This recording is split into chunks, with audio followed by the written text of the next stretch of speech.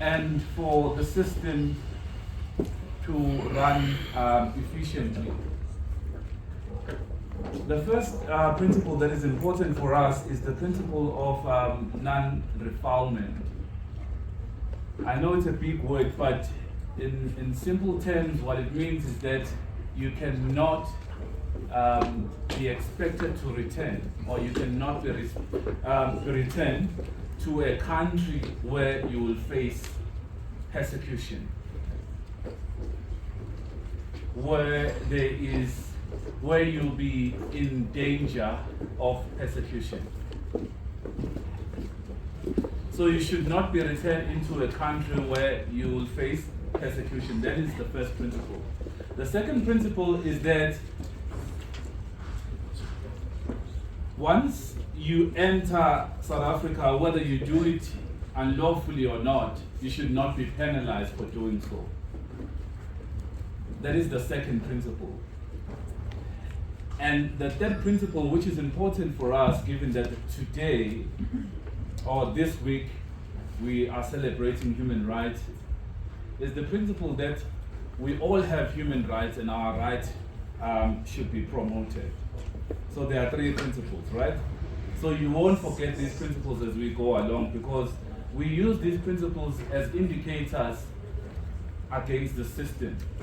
So we know that the system is failing because these principles are going to be violated or are being violated.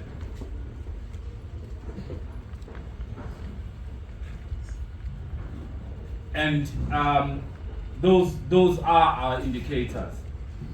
So what do we know of the system?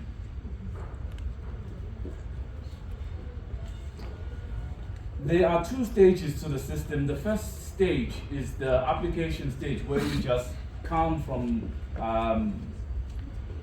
a specific country, and then you go to Home Affairs, and then you apply for asylum. So that's the application stage.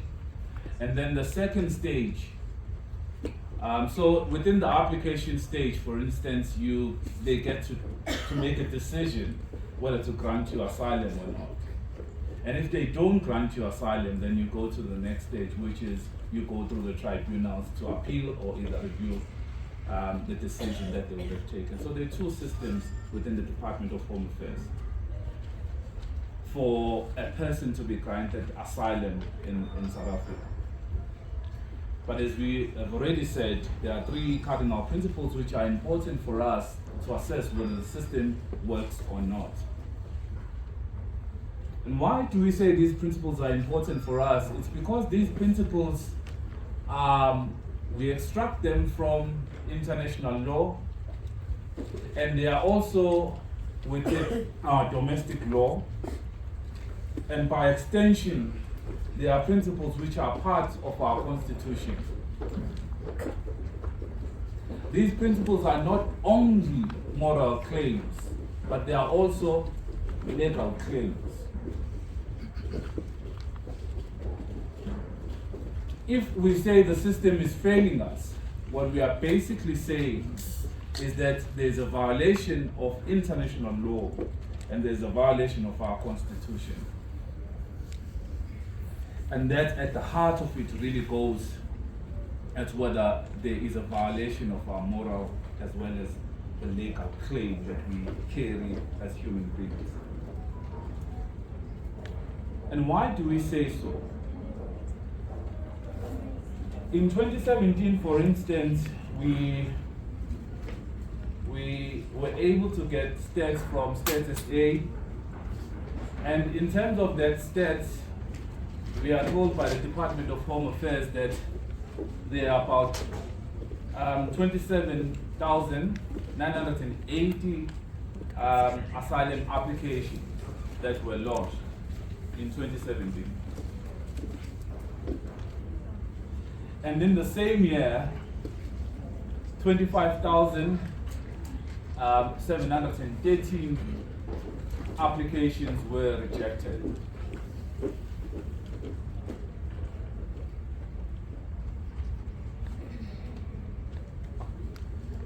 We are told by the Director General in 2020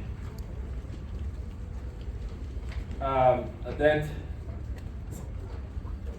the SCRA, the Standing Committee for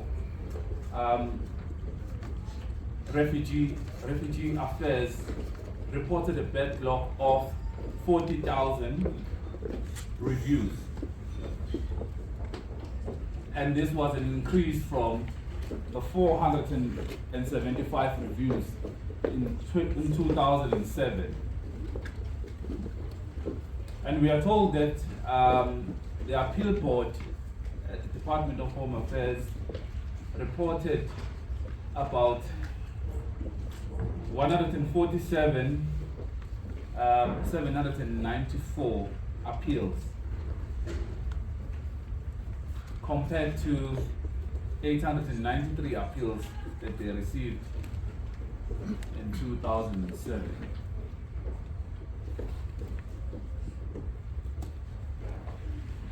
We are also told that with the current capacity, SCRA, which is the Department of Home Affairs that deals with reviews of asylum claims,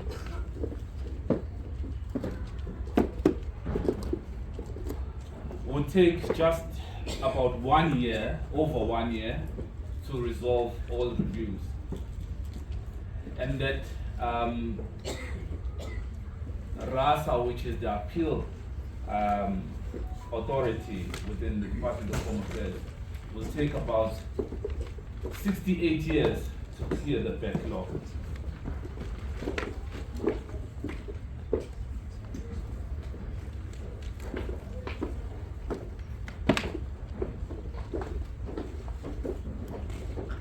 In South Africa, we are told that our system is a system that delays adjudication.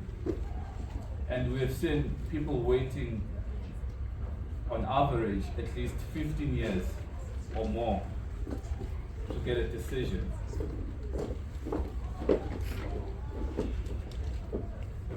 There are long queues. There are there's often no capacity to provide interpretation for those who speak French, Swahili, and other languages. And this was exacerbated in 2020 with COVID-19. The numbers increased in 2020. And there is also persistent non-compliance with court orders.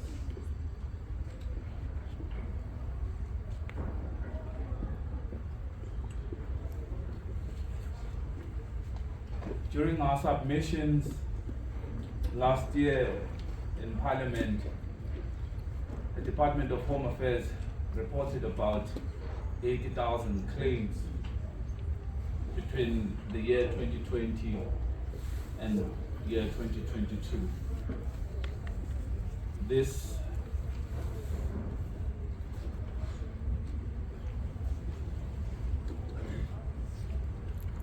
burdens even further the backlog that is already existing. And this is the crisis. This is the crisis that we are facing. And as a result of that, certain things are happening on the margins in people's lives. So in 2020, the Department of Home Affairs introduced an online system to allow people to submit their intention to apply for asylum to the Department of Home Affairs through an online system that basically allows for someone to send an email and then get an automated response. And then after some time, get an appointment with the Department of Home Affairs for an interview to be conducted and for their asylum claim to be adjudicated on. We have in the clinic in Johannesburg been assisting a number of people, and we are seeing that some of the people that we have assisted in the clinic have waited for over a year to get an interview with the Department of Home Affairs. These are people who are not documented. They are still waiting for interviews.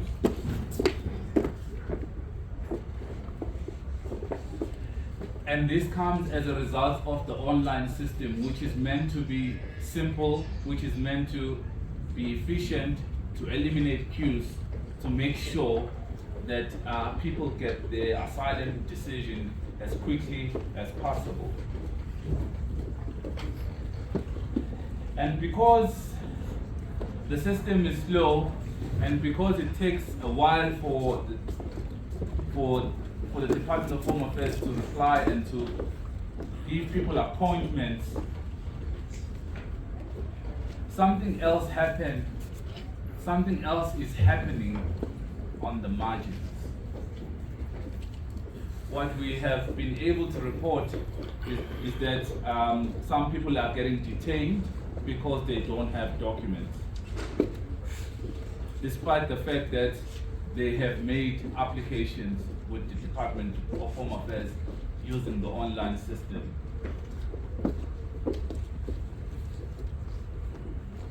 We have reported cases of unlawful arrest,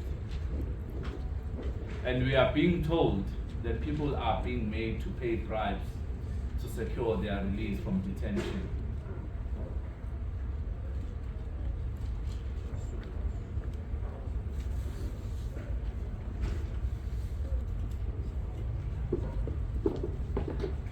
We also know that people are unable to access rights. There has been reports that some people have been chased from school. Some people have not been able to access hospitals. Some people's bank accounts have been closed. Other people have not been able to access their UIF or other employment services at the Department of Labor.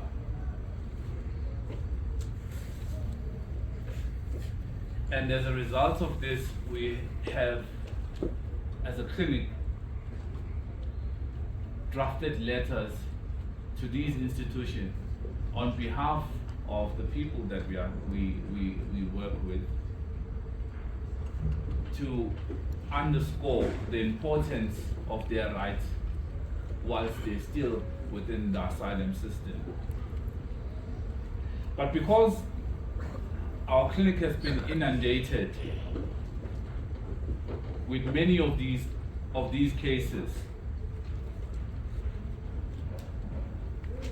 we have then devised a strategy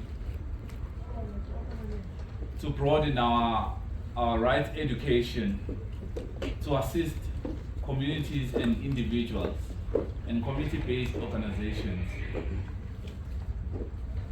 to teach them about accessing the system. Because we are getting a lot of these cases, and given our capacity, we are unable to respond to all of these cases. And this is what we are doing. Currently, we are working on a training manual which we'll be using to educate and assist and workshop community activists, community-based organizations, advisory officers, and individuals on how to access the asylum system and how to respond to hindrances within the system. In the training manual, we have devised tools, legal tools, and many of these tools we believe are going to assist communities to access the system and to underscore and promote their rights. To shift knowledge from laws for human rights and to empower communities to take all of that information, that legal knowledge, and then empower communities so that communities are able to access the system, they are able to know what their rights are within the system, and that they do not become part of these statistics that are showing that the system is in a crisis.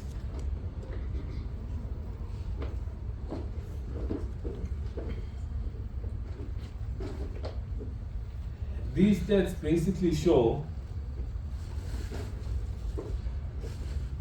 that these three cardinal principles that I started with at the beginning of my presentation are at risk of being violated. And if we do nothing about this, we might see a violation,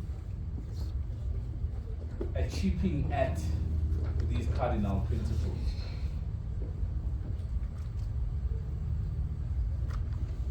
Which is why today we would allow anyone who wants to have a conversation with me about the workshops that we'll be doing this year on the training manual to assist activist and community-based organizations on how to access the system. And our information is also on we have an info email on the website, which you can also send an email on if you require more information on the training manual and the associated workshops that we'll be doing on the manual. Thank you very much.